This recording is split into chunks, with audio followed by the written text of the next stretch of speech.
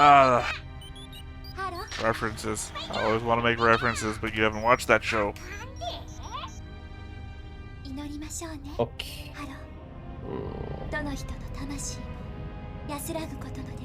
Those little things can't just be annoying robotic balls. There has to be an importance to them. Well, Haru are a staple in Gundam. Hey everybody, welcome back to another Stone Face Reactions. I'm Theta, this is Justin, and we're here with episode of Gundam seed today. First up though, we have some comments. First is L. Kloss from the Patreon from the episode Phase Shift Down. Both Seed and Seed Destiny are about 50 episodes long each, with Stargazer having 3 parts. Seed is more about peace, while Destiny is more about power. This may have been a little more obvious in the original version of the show, before the remaster. We're watching the remaster, by the way. Got it. Griffin, I think, saw the original, which would account for why he mentioned a certain song being like a lullaby or some such, with Theta responding that it wasn't. Something I vaguely have a sense of is that because the characters were less emotive visually in the original, it seemed more like they were speaking their conscience rather than melodrama. Might be worth considering from time to time.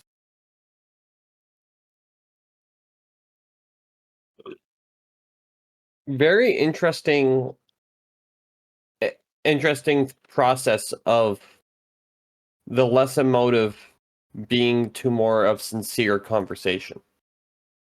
Well, you watched Saint Seiya, right? Yep. That's an older anime. Older It animes absolutely tend to is. do that thing where you have the character looking out over a vista, or, just the camera zooms around their head and you're getting their internal monologue.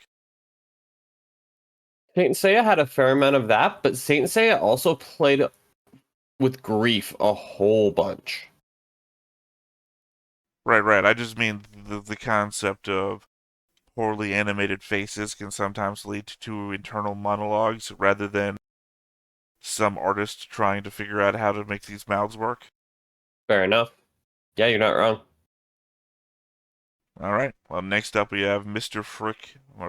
Fricky Zero from Patreon. Same episode, Phase Shift Down.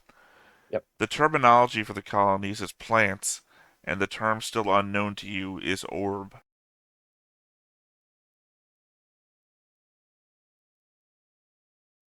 I will learn what orb is. Plants make sense. Alright, and now for this massive block of text that I've got here. Not a comment anymore, now we're back into me rehashing old Theta's thoughts. Here we go. From episode 5, episode 6, and episode 7. It's a massive block because before, when Griff and I were doing it, we were doing these episodes in blocks of 2, and we started off doing blocks of 4 and now blocks of 3. So, yeah. Yeah. Also, I pointed this out at some point, I can't remember who, that it's funny because I'm looking at this as a giant block, and I think it's like 3 or 4 points per episode, versus before, where I think I was making a lot of references to shared stuff that we had watched. So I'm cutting it down by like half, not being able to reference Gundam Origin or, all these other shows.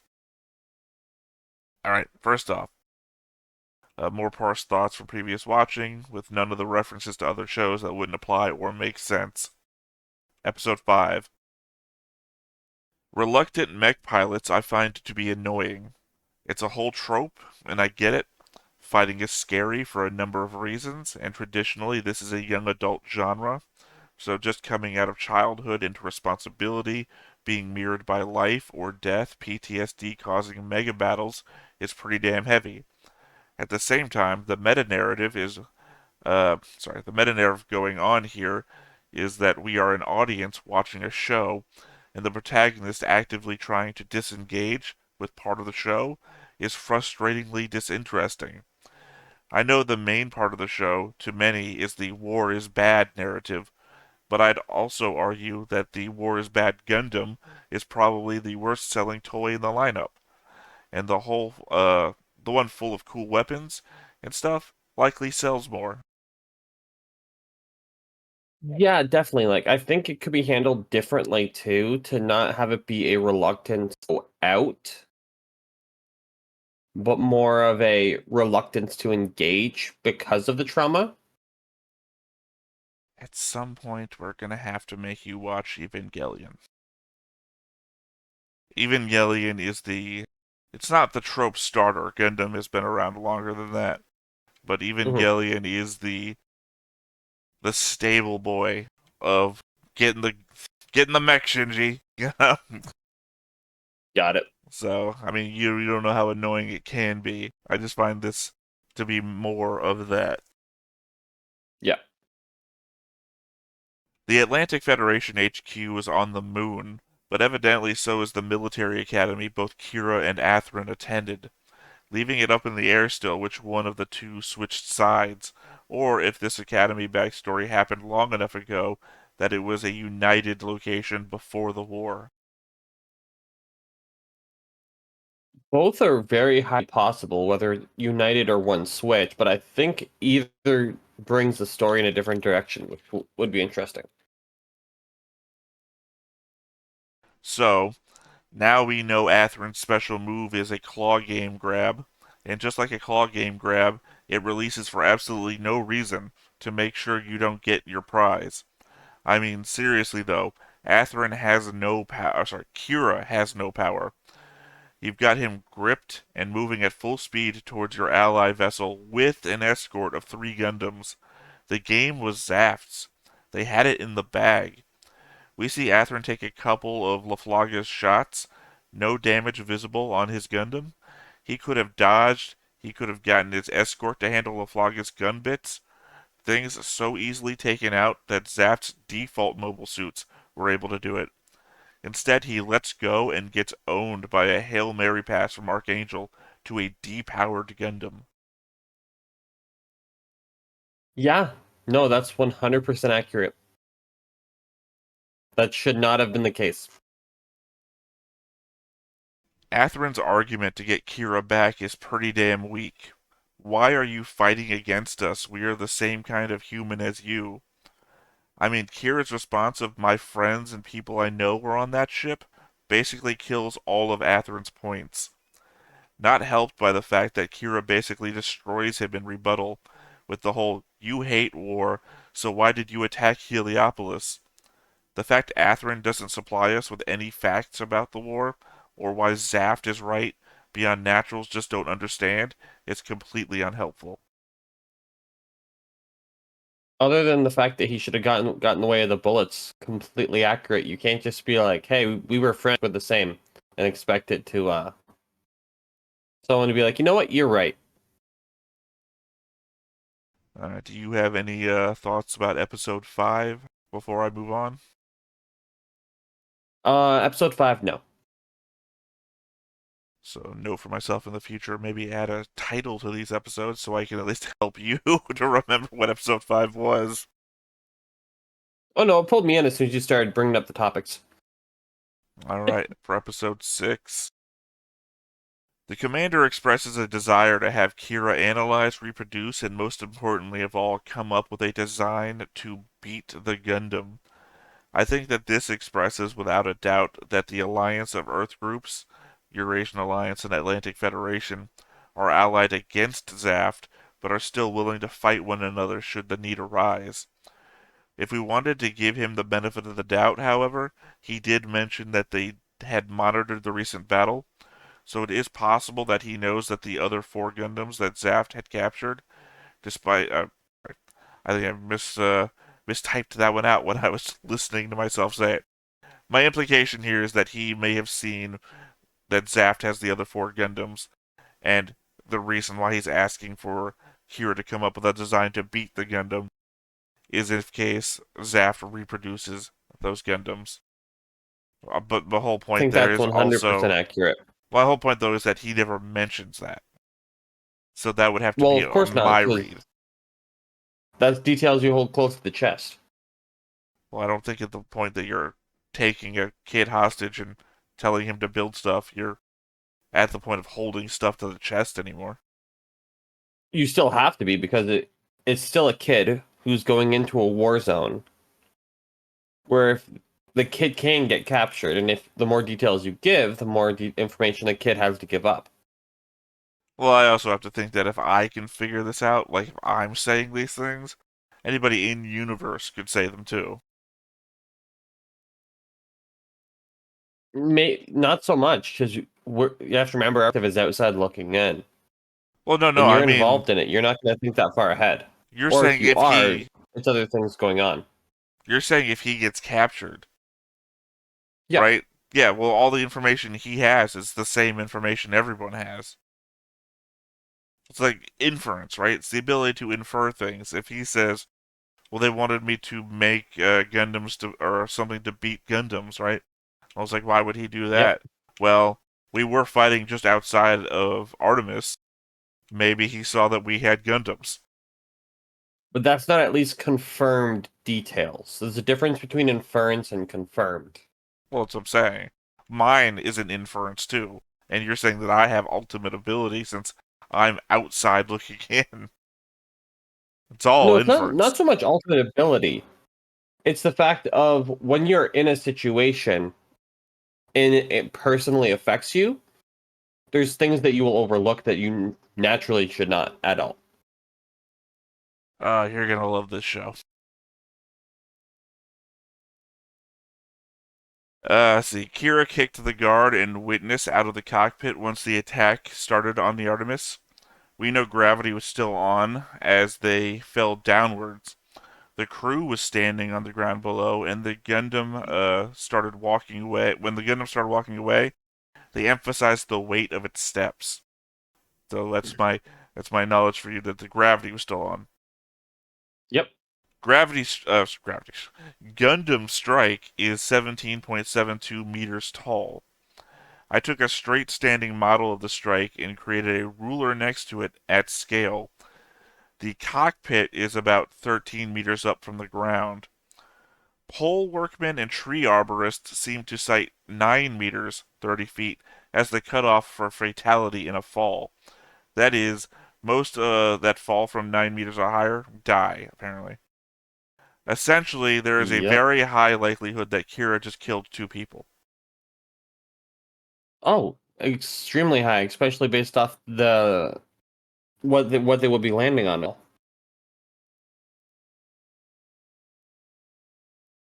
Okay. That's going to be a hard landing. Well, I guess it's probably offset by the fact that, as far as we know, everybody on Artemis is dead too, so. Apparently, there is a difference between Kira's last scene in the sub and the dub for episode 5. We watch in the sub, and he says, I am, and then cries. In the dub, he says, traitor, and then cries. So, more given context to where he's at. Interesting that there's a difference. Well, it feels like two different halves of the same sentence. Like, I am a traitor. It does. 100%. Alright, you have any other That guilt additional? would also that guilt would also help explain a lot of the not negligence but resistance to conflict.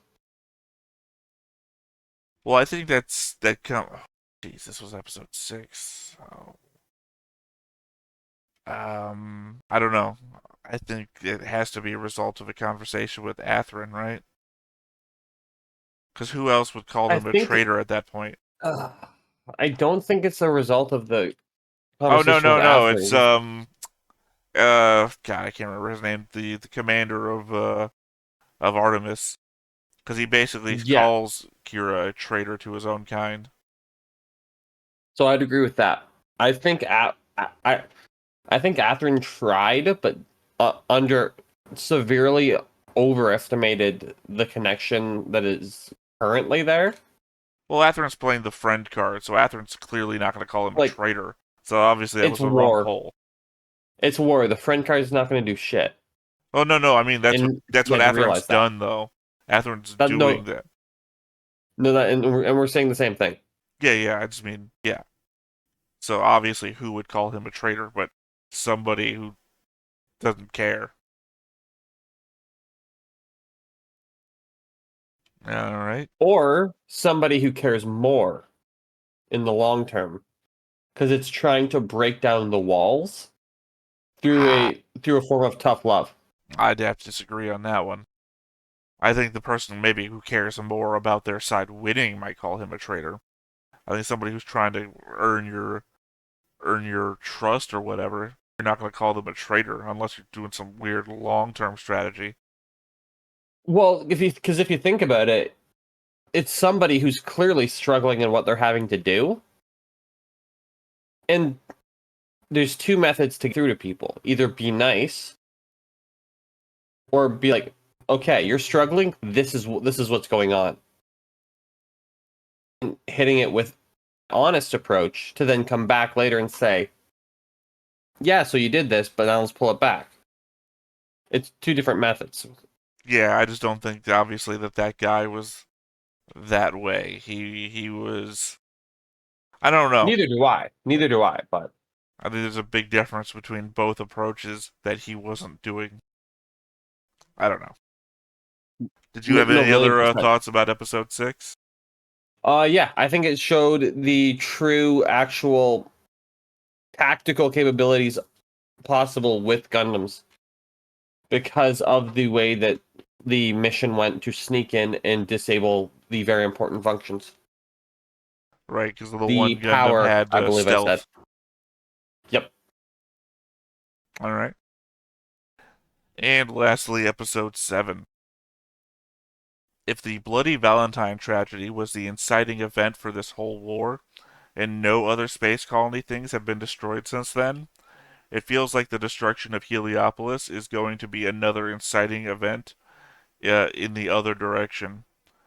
Confusingly, they labeled themselves as neutral territory, so you'd think Zaft would consider it as a loss of their own.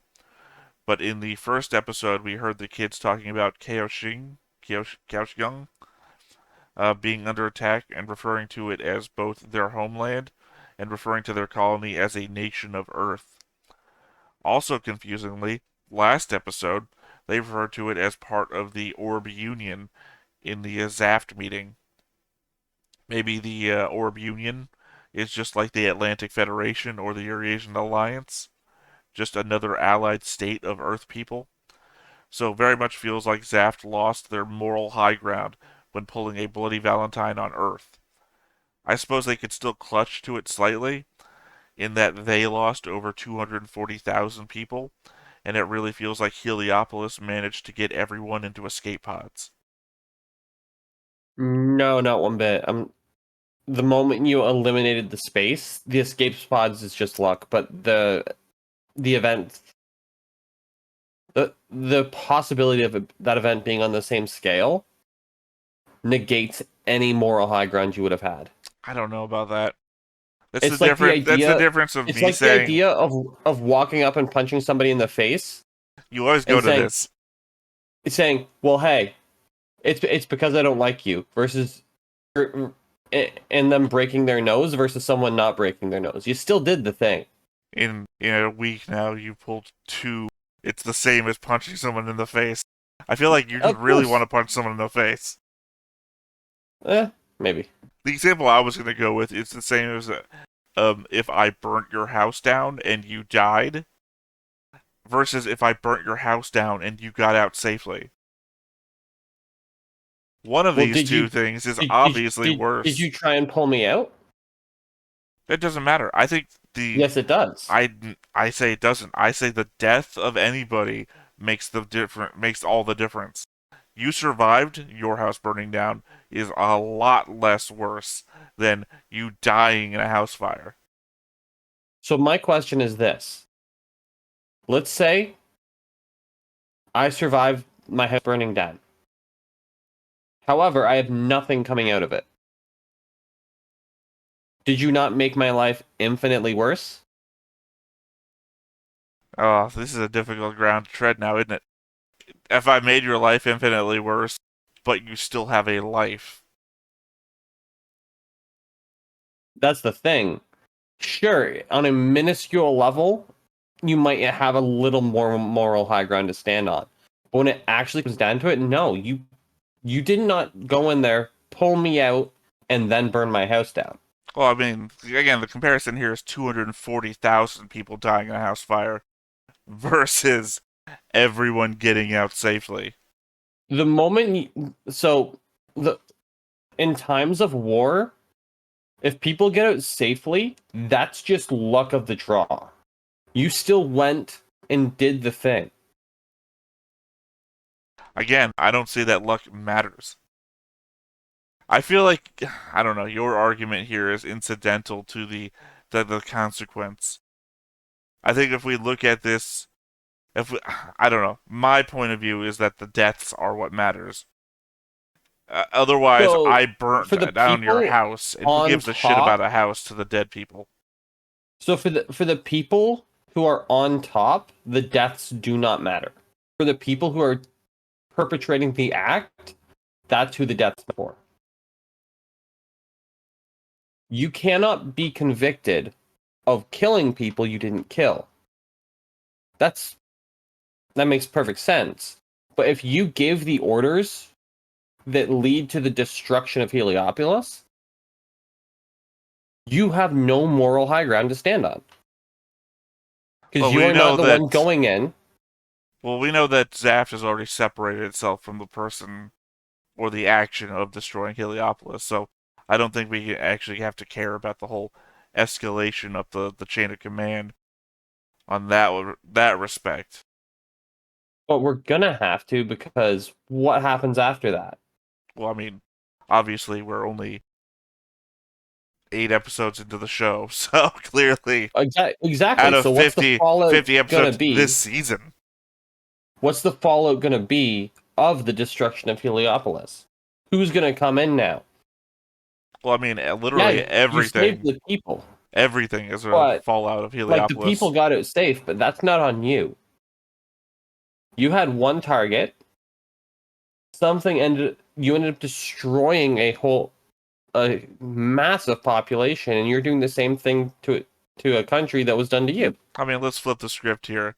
Obviously, whatever the United Earth group is, it has no high ground to begin with either, because one, they perpetrated Bloody Valentine, according to the Of backstory course. here, and additionally hid weapons of mass destruction in neutral territory. 100%. Whoever was involved in the hiding of those weapons and made that call, whoever made the call for Bloody Valentine, also has zero moral high ground to stand on. Right. Completely So agree. I would have to say that Zaft in that purview still has moral high ground in that they were reacting to hidden weapons of mass destruction, which led to an event nobody could have known would happen. That led to 0 deaths, apparently. Well, not zero. We literally saw people shooting each other on the ground. But, you know, not 240,000 deaths. Absolutely not. In times of war, morality has to go out the window in order to succeed. At We least are for the gonna initial have conflicts. we are gonna have At such a least huge argument coming up later. I love it. But so in order to successfully wage war, you have to put your morals to the back of your mind and then deal with the consequences after. If No, no, I mean I hear it, what you're saying. the It's just sad funny truth. to hear you say it. That's all. Yep. I'm used to getting the other side. Well, I guess technically I have made the moral arguments in this show that I don't typically make. My problem here, I find, is that we're both basically the same person. And I'm used to Now, having an argument, and the argument ain't there. So, true. On a human level, oh God, no, it's horrific, and whoever involved, the fact that people lived is incredible well, because you don't have those bodies on your conscience. I can't wait till I start pulling out the legal arguments. I don't have one here. I just legal. I Oh, that's gonna be a pain to try and retranscribe my whole legal debate. Oh, because I went through like United Nations, international law, and everything. Anyway, next up. I think Flay is only meant to annoy. First, we have her calling out Kira as a coordinator, then making a fuss about not understanding why that was a bad thing when asked to apologize. She's also being put into meetings with the crew when she doesn't help out on the ship like the rest of the kids. Remember when they stopped Kira in the hall and told him they had to change because everyone on the bridge had to wear a uniform? And there she is, last episode, on the bridge without a uniform. So she's being included in meaningful discussion, I can only assume, so that she can mess something important up with her ignorance later. I could see it being that. I could also see it being that she has some sort of connection to somebody far more important. So, like, they can't really be like, hey, put on a uniform without getting some sort of crackback from higher ups. Then why is she so ignorant? Because she's got all these connections. Because every family has people who are just ignorant and don't pay attention. Alright. Alright, here's my last thought then for episode 7 and the last thought in Theta's thoughts today. Yep. I have to wonder why they are bypassing Earth and heading to their moon base HQ instead. I mean, I know it is their headquarters, but they are so concerned about supplies that they are rationing water and grave robbing. Feels like it'd be easier to land on Earth and resupply from anywhere in the Atlantic Federation, especially since you are in orbit already. Wouldn't that also bring them closer to Zaft? Because isn't that where Zaft's headquarters is? No. We've seen Zaft's headquarters. It's in space. Okay. Remember, we literally went there for their HQ for No, like, Rao. so I thought, Not Rao. yeah, no, 100%. I remember that. I thought that was on Earth because they only showed the spire. They didn't show all the other stuff. So No. if We saw that's the the case, outside shot. It's the weird yeah, triangle thing that two triangles on top of each other in yep, space. Yeah, that's why it was like a mountain thing on the inside. yes, That wasn't on Earth. That was in those things. okay, got it. Um, with that asteroid field, it's probably the leaving Earth that's the problem. It didn't seem like it. They were navigating through it just fine. Fair enough. I mean, it wasn't an asteroid field either. It was the remnants of Bloody Valentine. The debris. It's just I'm saying more for the logistical. It would be very similar logistically. Also, the argument to be made there is that by what you're saying, if they ever do go to Earth, completely negates your argument. Oh, absolutely, it does. And I would have to think, considering that we're only 8 episodes in of 50 episodes, it seems highly unlikely that in a show covering the solar system we're never going to go to Earth. I'm just playing the odds on that one. Yeah, you know what? Earth doesn't exist anymore. They're gonna blow it up this episode. That's the bold prediction. Keep in mind, I've only seen 17 episodes, right? So I am only, Yeah. 9 episodes away from the limit of my knowledge of the show, where everything then Yep. just becomes inference as well. But Yep. I'm just saying that you're orbiting Earth. You need supplies. Literally, you're the Atlantic Federation. Go down. It could also be a paperwork dilemma where they would have to go through much more to get the supplies on Earth because of coordination between Earth and the Moon. So you're But saying it would be harder to get the that's a supplies from flimsy where they reason. come from? Possibly. That's a flimsy reason, though. Alright. Well, that's all of my Theta thoughts. Oh, wait, did you have any thoughts about episode 7? Yeah. I'm surprised that there was still supplies left to grave rob based off the state of the world. Well, I mean, they're grave robbing, which implies that only the most hardcore of, need would arise to do so. But otherwise, I only think the thing that we saw them take was water. I don't remember exactly what else we saw them take. I think it was just water. So, well, I mean, we saw them go through the facilities of whatever this place used to be, because you see them open a door and, see the emancipated corp. Not emancipated. I can't ever think of that word.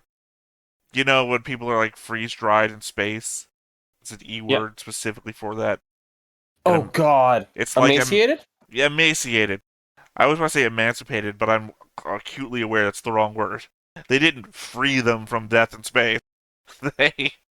They they found the emaciated bodies of a mother and daughter just floating in a room. Yeah. So yeah, so they clearly went through the place looking for supplies as well. But the only thing we see them doing is chainsawing a giant like part of the ocean off to get water from. Yeah, like so I would expect that to all be pillaged by like pirate type space, like more like outlaw sort of people outside of the traditional lines. Well, we've got no indication of like third party space pirates or whatever. There is a Uh, mysterious third party though. well, no, no, we made that joke. We made that joke. That's not a mysterious third party. It's a faction within a faction, like a political Yeah. front. Because you got the not the mediocre faction. You have the I don't know what to call them. My brain is desperately trying to figure out what the M word that I was about to say was, and I just keep saying mediocre in my own head. And no faction's going to call itself mediocre. Uh, Moderate. That would We actually have be a the great tactic. you have the moderate faction, Yes. which is led by Lucas's dad, Lucas, whatever. Um, Yep.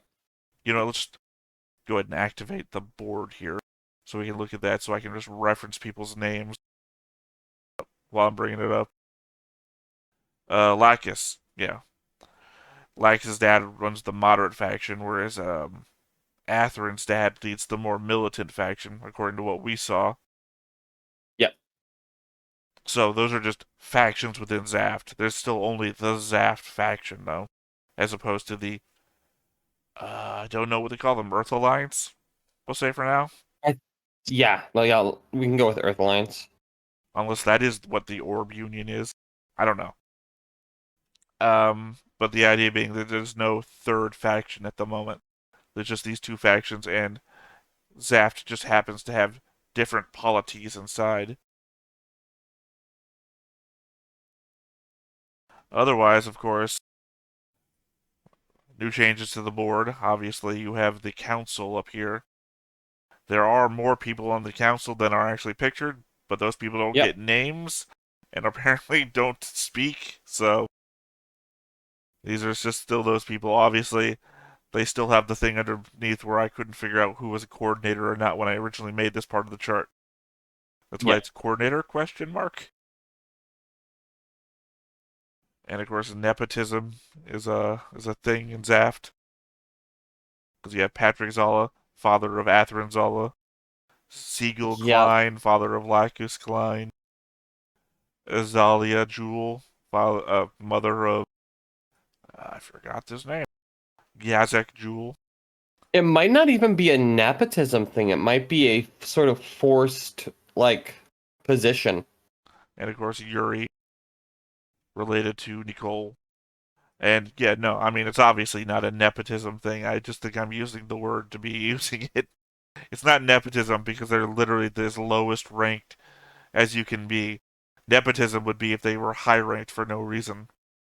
No, no, so not even that. Like nepotism could explain the fact of like, hey, let's get these guys send these guys to get the Gundams if everyone's trained to make sure that they're in a position to influence have greater influence.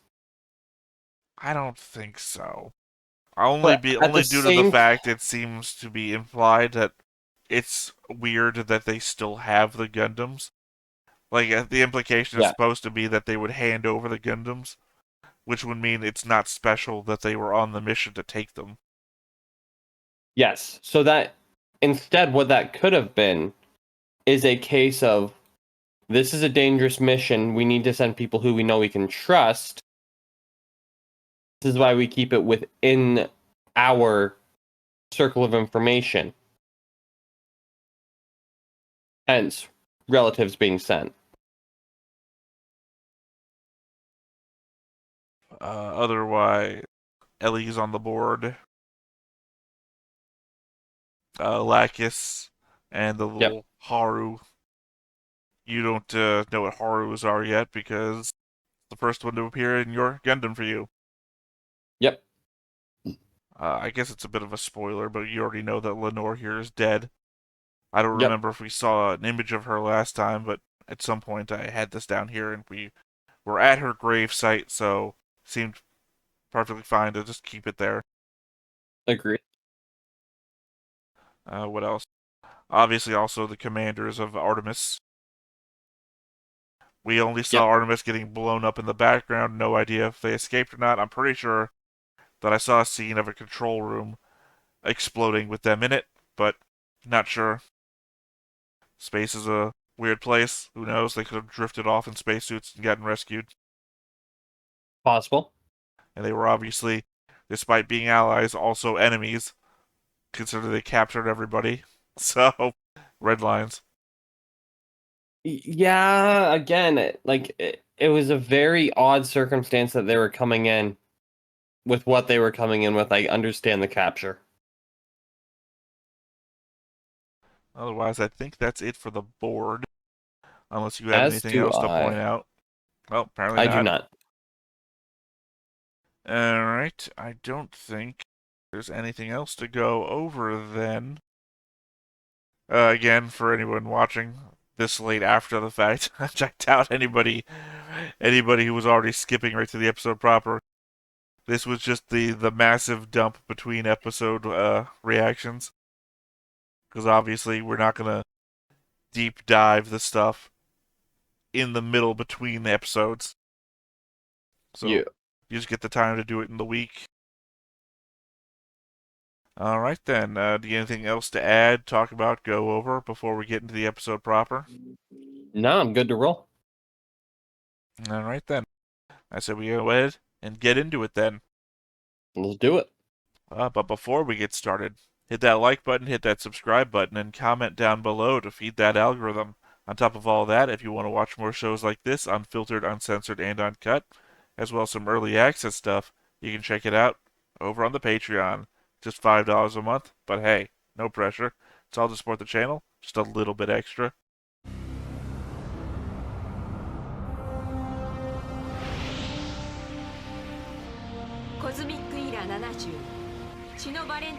There we go.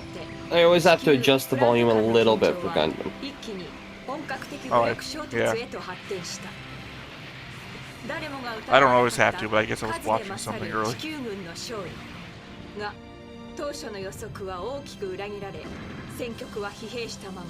This is, of course, the same intro we've gotten before. Yep.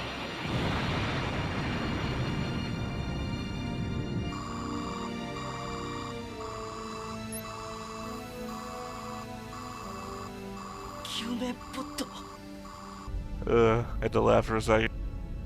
His viewing of the life pod is sometimes what you look like when you're in it. It's all screwy. I love it.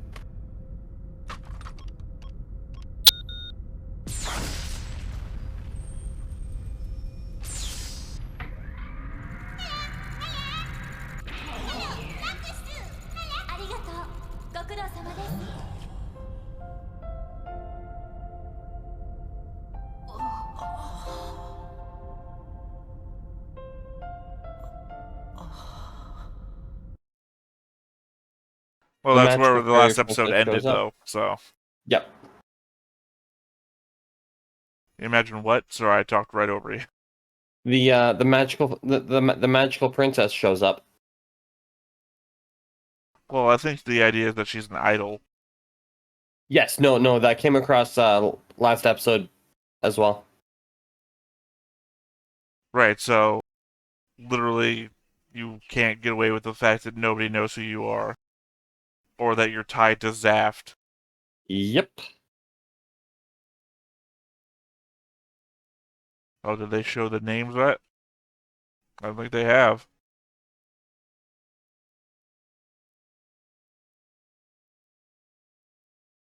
How'd you get all that? Nope. See, if you had your favorite librarian's memory, you'd be able to. By the way, what's her name? Oh God. I have a name in my head, but I know it's incorrect. What But I is it? know it has the correct first and last letters. Shinsara is the name in my head, but I know that's not true. No, yeah, I don't even know who that would be. It's from something. I don't know why it's in my head. I mean, you made your whole mnemonic thing for it. I absolutely did, and I will remember it eventually. I said I'd ask you in a week, and I've been asking you all week so far. I know. To put it into perspective, I had somebody. I switched hairdressers for like 6 months because the person who normally did it, was just way too busy. I could never remember this girl's name for 6 months of getting my haircut. Maybe even 9. I'm just bad with names, so that's a normal occurrence for me.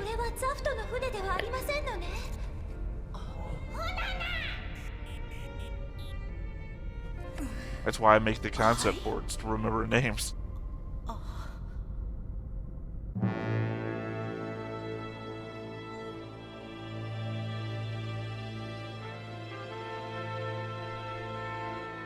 See? Yep, that's a much better view to explain where it is.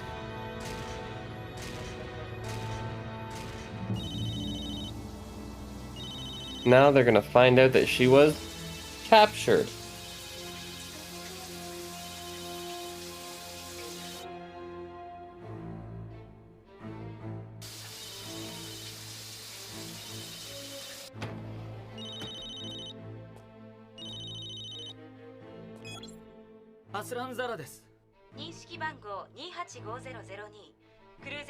I guess also tools on the table and the tiny little ball.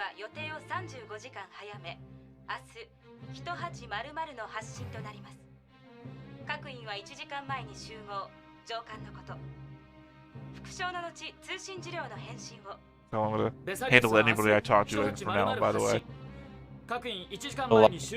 Repeat what I said to me so you can acknowledge the message. I want to know that you understood what it was just said.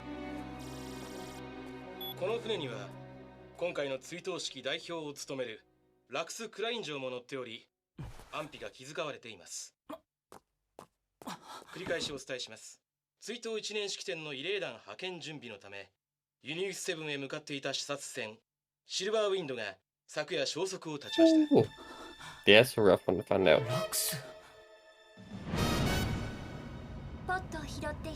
Yeah, part of the Theta's thoughts thing that I didn't repeat was I had so many different theories about that ship and the djinn that was out there.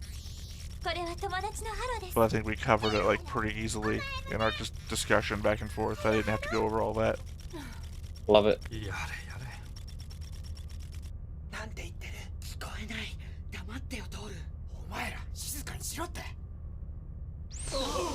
お前たちにはまだ積み込み作業が残っているだろう。さっさと仕事に戻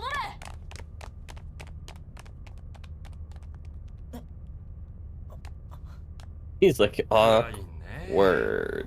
かのプラント現最高評議会議長もシーゲル・クラインと言ったが。あら、シーゲル・クラインは父ですわ。ご存知ですの？Oh shit. そんな方がどうしてこんなところに？私、ユニウス7の追悼慰霊のための事前調査に来ておりましたの。そうしましたら、地球軍の船と私どもの船が出 All 会っ the てしまいま jokes し that た。 I could make would be spoilers, in fact.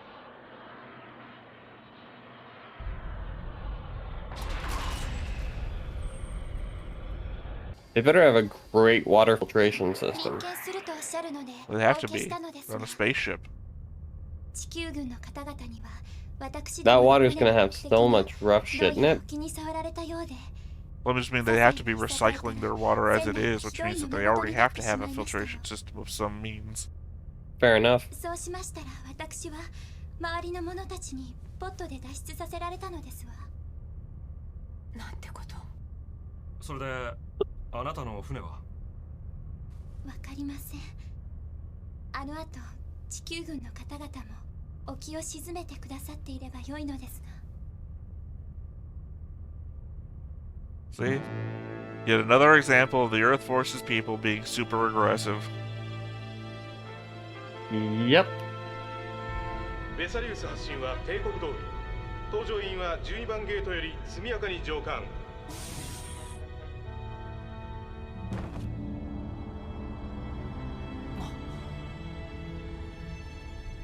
アスラン、ラクス城のことは聞いておろうな。はい。しかし隊長、まさかベサリウスが。おいおい、冷たい男だな君は。無論我々は彼女の捜 It's your 索に向かう fiance after all. でもまだ何かあったと決まったわけでは。民間船ですし。公表はされてないが、すでに捜索に向かったユンロー隊の偵察型陣も戻らんのだ。ユニウスセブンは地球 That's に rough. 引かれ、今はデブリ隊の中にある。嫌な位置なのだよ。ガモフはアルテミスで足つきをロストしたままだしな。まさかラクス城とお前が定められた者同士だということはプラント中が知っておる。 Okay. なのにお前のいるクルーゼ隊がここで休暇というわけにもいくまい。です。彼女はアイドルなのだ。頼むぞクルーゼ。 Now they just say it. アスラン。 Yep. She important. She's 彼女を助けてヒーローのように戻れということですか。もしくはその亡骸を号泣しながら抱いて戻れかな。どちらにしろ君が行かなくては話にならないとお考えなのさ。ザラ委員長は。 okay. They're trying to put on a show no matter what happens. So, I mean, yeah, that's what they said. So I'm to be the hero, huh? Or cry like crazy. Yep.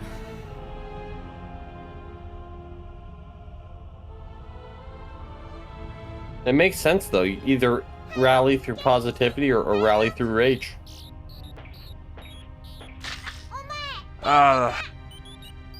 References. I always want to make references, but you haven't watched that show.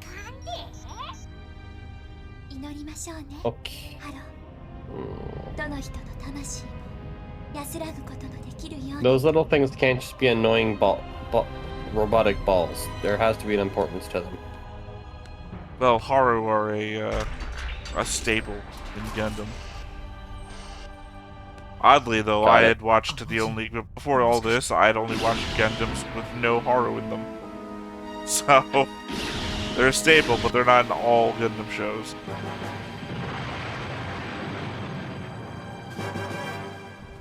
そんな。嫌よ。フレイ。嫌ったら嫌。なんでよ。どうしたの？あの女の子の食事だよ。ミリーがフレイに持ってってって言ったらフレイが嫌だって。それで揉めてるだけさ。私は嫌よ。コーディネーターのこのところに行くなんて怖くて。フレイ。Oh, what's that? Flay being annoying? Who would have guessed? What? でも What's the あの子は confusion? ザフトの子でしょ。コーディネーターって頭いいだけじゃなくて運動神経とかもすごくいいのよ。何かあったらどうするのよ。ねえ。 So it seems like coordinator is just a thing that comes from training. でもあの子はいきなり君に Why would 飛 you び say かかった that? りはしないと思うけど。そんなのわからないじゃない。 Because コーディネーターの能力なんて見かけじゃ全然わからないんだもの。すごく強かったらどうするの？ねえ。 they're clearly superior in some way based off the discussion that's been had so far. I mean, Flay just described them as being superhuman. 100%. So it's either superhuman because of genetic manipulation or superhuman. Right, I just mean that you jumped immediately to training. It's like no one said Yes. anything one way or the other. しかしまあ補給の問題が解決したと思ったら今度はピンクの髪のお姫様か。悩みの種がつきませんな艦長殿。あの子もこのまま Don't know if I mentioned it or not, but she's also the voice of the narrator at the very end of the episodes. Got it. でも軍本部へ連れて行けば彼女はいくら民間人と言っても Yeah. そりゃあ大歓迎されるだろう。なんたってクラインの娘だ。いろいろと利用価値はある。できればそんな目には合わせたくないで There's す。 many ways she'd come in handy. まだあんな少女を。そうおっしゃるなら彼らは You're こうして総監に協力し戦場で戦ってきた彼らだって this is a diplomatic problem. This could be turned into a lot of different situations. キラヤマトや彼らをやむを得ぬとはいえ戦争に参加させておいてあの少女だけは巻き込みたくないとでもおっしゃるのですか彼女はクラインの The slippery slope argument. ということはその時点ですでに Yep. ただの民間人ではないということですよ You already involved, kid. What's one more? 驚かせてしまったのならすみません私喉が渇いて But you've involved kids from one side of the con pulling in the other side, enforcing their hand. 何かいただけると嬉しいのですけどちょっと待って鍵とかってしてないわけやだなんでザフトの子が勝手に歩き回ってんのあら勝手にではありませんわ私ちゃんとお部屋で聞きましたのよ出かけてもよいですかってそれも3度もそれに私はザフトではありませんザフトは軍の名称で正式にはゾディアックアライアンスオブフリーダムなんだって一緒よコーディネーターなんだから同じではありませんわ確かに私はコーディネーターですが軍の人間ではありませんもの Okay. あなたも軍の方ではないのでしょうでしたら私とあなたは同じですわねご挨拶が遅れました私はちょっとやだやめてよ冗談じゃないわなんで私があんたなんかと握手しなきゃなんないのよ Okay, now she's getting annoying. コーディネーターのくせに慣れ慣れしくしないで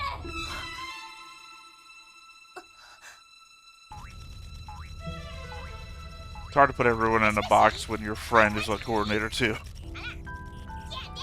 Yep.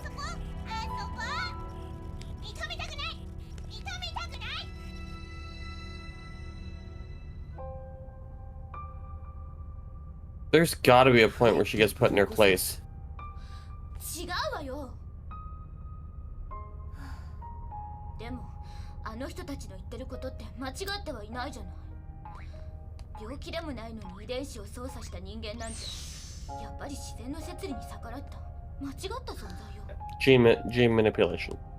本当はみんなだってそう思ってるんでしょ That's a weird name for people who are the result of gene manipulation. Don't worry, it gets explained. I think I mentioned this to you before, but since we're in the remaster, there is a special episode that's literally just world building background explanation stuff.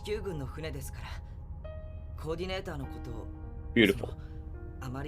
It's not a spoiler to know about that, so I just... てか今は敵同士だし残念ですわねお前もなでもあなたは優しいんですのねありがと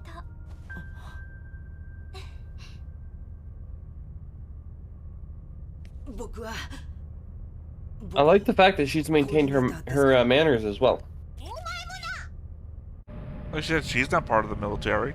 She's just a normal person who happens to be a coordinator. Whoa. 1,000,000%. And it also shows that people, like, some people don't get lost in the events of what's happening.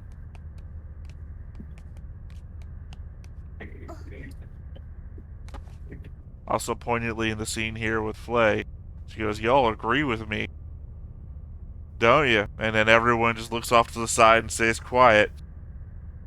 Yep. 間違いないの？間違いありません。これは地球軍第8艦隊の暗号パルスです。追えるのか？やってますよ。Okay, here we go. 解析します。こちら第8艦隊先見モントゴベリーエンジェルオートハルバートン巡視機関の部隊だわ。探してるのか？俺たちを。いつはコープマン少佐の大会。待ってください。よし。まだかなりの距離があるものと This. だが合流できれば。やっと少しは。Well, remember, they've been out on their own, running since Heliopolis. They haven't found any Earth Forces units yet. Yes. I ミリーから聞いた。あんまり気にすんな。 I don't know if trust. フレイには後で言っとく。 I don't know if I trust it.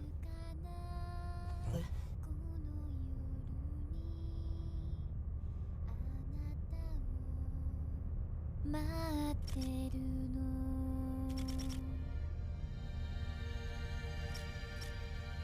あの時忘れた微笑みを取りに来て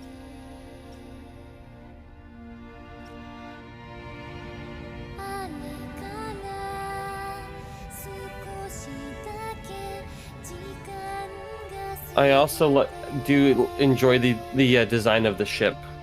I love the fact that it doesn't look practical for flight, but it wouldn't have to because it's space travel. Well, I mean, the enemy side didn't even call it the Archangel, they called it the Legged Ship. あなただからでしょ。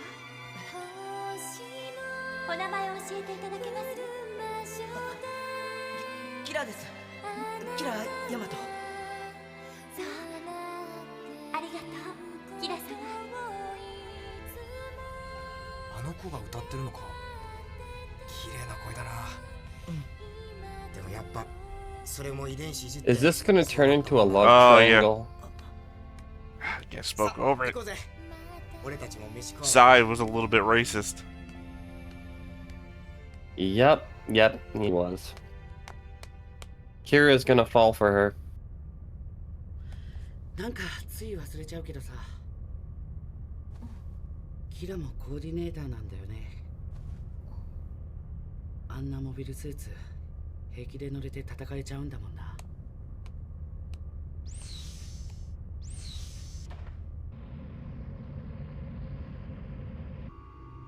Did that implication just throughout the idea that the stress of using a mobile suit is difficult for naturals?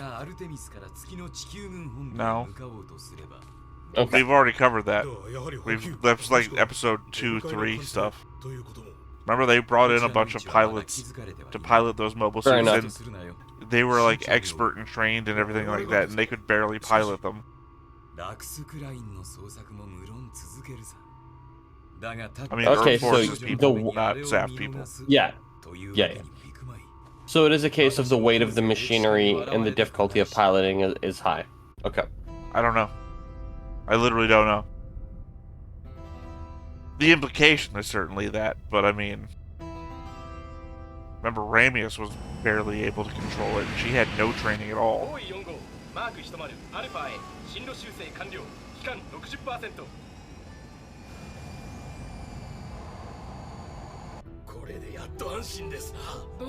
Oh, there's Ellie again. There's nothing to worry about now. Oh god. フレイのことは当然知らなかったろうけど、こっちの乗員名簿さっき送ったからさ。パパがよかった。よかったね。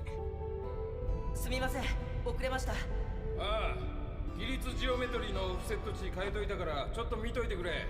はい。 Not the standing geometry offset values. Those are so important. Yeah, you don't mess with those.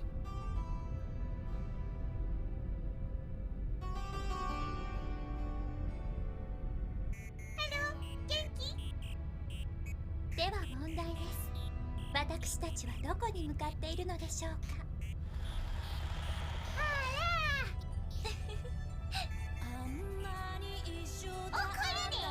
Is that basically just a little robot dog? Harus are different in every Gundam universe.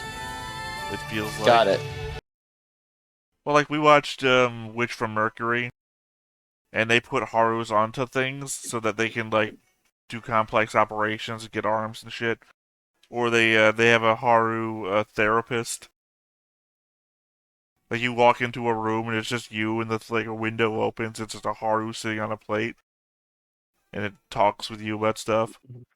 I've only seen one Haru in the OG Gundam, but I mean that should go to tell you that Harus existed in the original 1970s Gundam as well.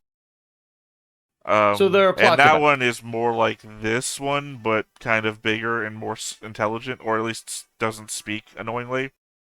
We also watched Gundam 00, where they serve as like backups in the Gundams. Like they'll pilot the Gundam for you, and they'll keep monitoring the sensors and shit. But they also say every line twice. Like, this is bad, this is bad. God, it's fucking annoying. 届けられたかすかな声、その向こうに見える救いの手にさまよう船は喜びの声を上げる。苦難の日々は時の中へ去り、約束されるは前と変わらぬ平穏か。が再び重火が空を切り裂くとき、キラは気まぐれな運命を見る。次回機動戦士ガンダムシード。消えていく光。No. 決意の一撃を放て、ガンダム。They ain't too happy. Maybe they're too happy. Did you see the next time on? No, that's what I mean. They ended the episode too happy for the next time on to not be very, very much problematic. Look, I feel like I can't finish this sentence.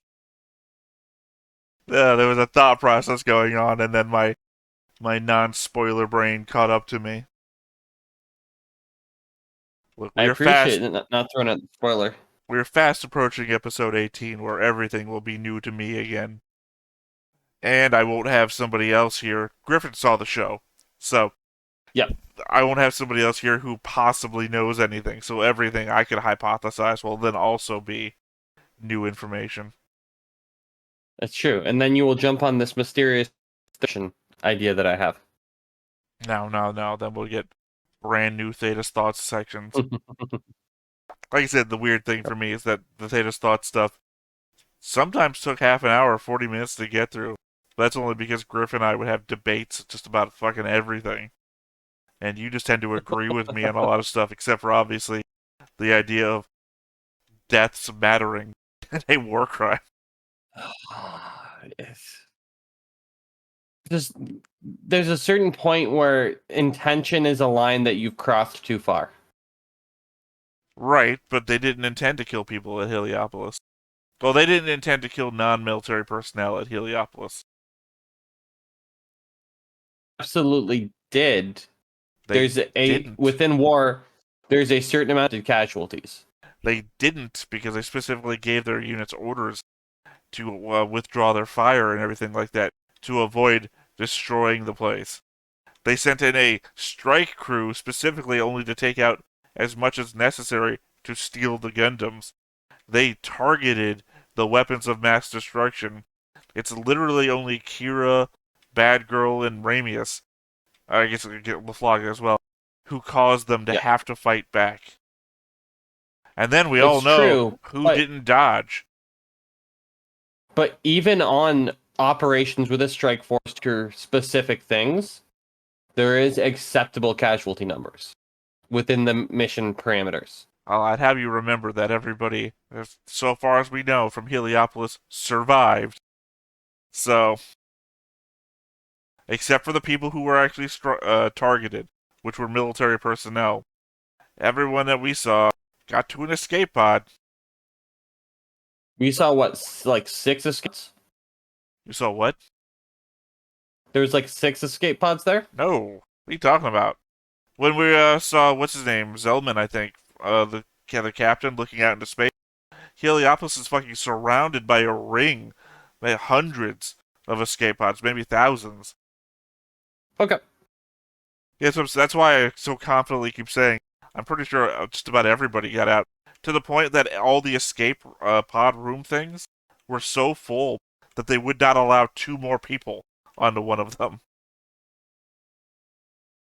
And then we saw them run across the station to get to another escape pod area, and encountered nobody except for the people that were fighting, i.e. the military personnel. Yeah, so it went better than a lot of circumstances. Well, I mean, it obviously went to shit, but because the idea Of course. wasn't to destroy Heliopolis, but it still went better than worst case scenario. Better than Bloody Valentine, or Janus 7, as it were. Janus 7, indeed. But that was literally just no, a whole that was a whole thought section about previous episodes. What about this one? 100%. This was the first time where the conflict was on such a small scale, but it was like one person who's not getting it. Now, I know that I started this episode by saying I think Flay is just meant to be annoying. But obviously, the contrarian in my brain is coming to the surface, where if you're like, Flay just doesn't get it. I think, obviously, the contrarian in me is going to be what's causing our debates from here on out. Flay has a point in this respect. They are genetically enhanced superhumans that we're currently at war with. True. I'm not ignoring that fact. If you thought you were going to be stuck in a room with somebody who could snap your neck like a twig, or, God forbid, have some weird psychic power, or who the hell knows what these people can do, would you not be slightly afraid, especially the fact that you think they want to kill you? So instead of making it an issue, I would just leave the room. Because now you're making it an issue and not understanding the diplomatic importance of who this is, when it should be very clear. The moment they said this is, that's when you go, I think I'm getting out of here. So you're just going to leave the room, despite the fact you have a wandering Zaft member, or what you believe to be a Zaft member, just wandering the ship. Yeah, because orders are not to take them out. Orders are not to cause trouble. Well, technically, Flay doesn't have any orders. Remember, yeah, she's not one on of the ship as a refugee. Yeah, I'm sorry, are you giving orders to refugees? If they are on your ship, absolutely. There's yeah. They're not military personnel. Your duty is to protect them, not to have them do stuff. And part of that protection is this is the standard of the ship that must be followed for upkeep. Part of that is giving out base orders that everyone is to follow who is present on the ship. I think a problem might be here is that maybe you're right in the real world, but this is anime, and I've experienced too much of this in anime Of course. to think that you're right. The base duty of military personnel in situations like this, to me, in my experience in anime, is that of course you stay in your assigned chambers, and we will give you food and drink every so often, and otherwise keep you updated on the current situation. We don't employ you. I mean, for one thing, we already know this is a secret base with information that almost got us military people locked up for possibly knowing. We're not going to let you wander around and possibly find out more shit. Some of you could have been Zaft spies. Oh, 1,000,000%. But it's very clear that it's a situation where they don't have the crew to properly do that job efficiently. Yeah, and untrained refugees are going to be able to... It's better than we nothing. know that these are old people and kids among them. We're constantly seeing Ellie. Yeah. I'm always pointing out Ellie. Yeah. You're not going to get Ellie to do some manual labor. This isn't Snowpiercer, a movie and show I'm sure you've never seen either. No, so like with someone that young, you're not going to. But if you have to, you will start to call on the people who you have rescued to help them get to the point where you can actually do that. No, you're not going to press gang the refugees. If it's that or dying in space, you press gang.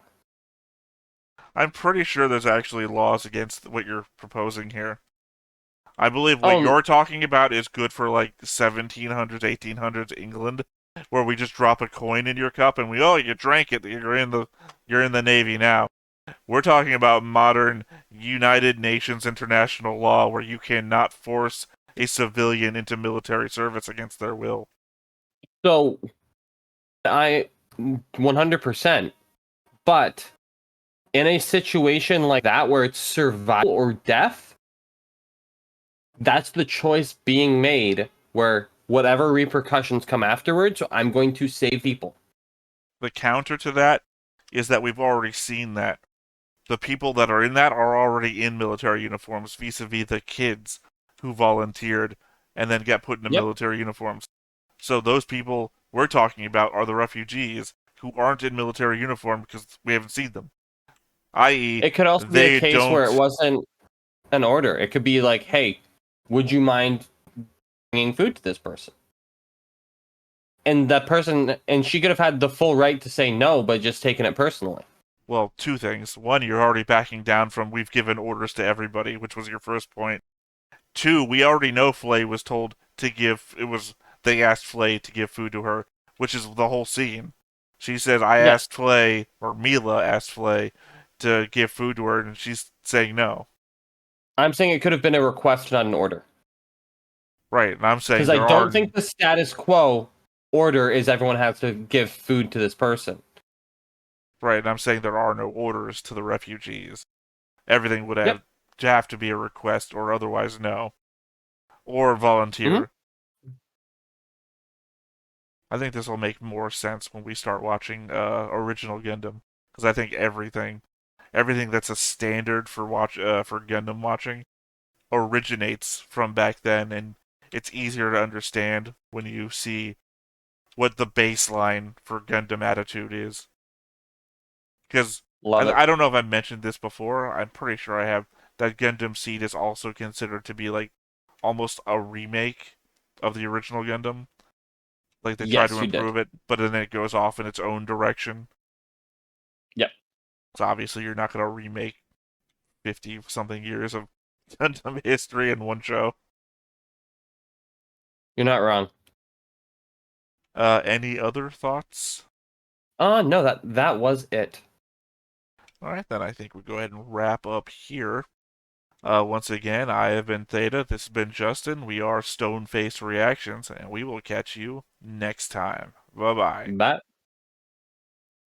Hey everybody, thanks for watching another Stone-Faced Reactions. If you have an idea of another video we could go ahead and watch, go ahead and put it in the comments down below and we'll add it to the wheel. Be sure to like, comment, and subscribe, and let us know what you thought about this video, what parts you liked. And until then, we'll see you next time. Is this too goofy?